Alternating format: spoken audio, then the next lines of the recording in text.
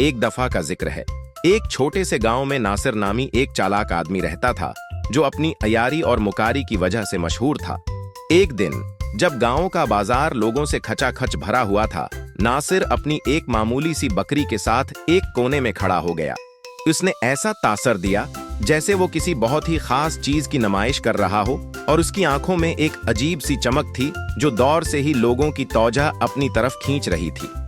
थोड़ी देर बाद भूलो नामी एक सीधा साधा देहाती वहां से गुजरा। भूलो अपनी सादगी और मासूमियत की वजह से पूरे गांव में जाना जाता था और वो हर किसी की बात पर आसानी से यकीन कर लेता था।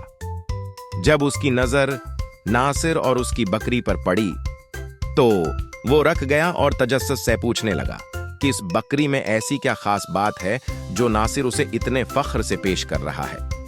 नासिर बस इसी लम्हे का इंतजार कर रहा था।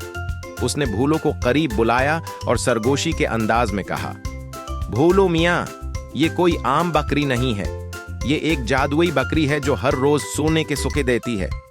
भूलो ये सुनकर हैरान रह गया। उसने अपनी जिंदगी में कभी ऐसी बात नहीं सुनी थी। नासिर ने अपनी चकनी चपड़ी बातों से भूलो को पूरी तरह अपने जाल में फंसा लिया और उसे यकीन दल्ला दिया कि ये बकरी उसकी गर्बत हमेशा के लिए खत्म कर देगी। भूलो, जो हमेशा से अमीर बनने के ख्वाब देखता था, फौरन उसकी बातों में आ गया। उसने अपनी सारी जिंदगी की जमा पूंजी निकाली और नासिर को देकर वो बकरी खरीद ली। उसे लगा जैसे उसने अपनी किस्मत का सबसे बड़ा सौदा किया है। खुशी खुशी भूलो बकरी को लेकर अपने घर पहुंचा।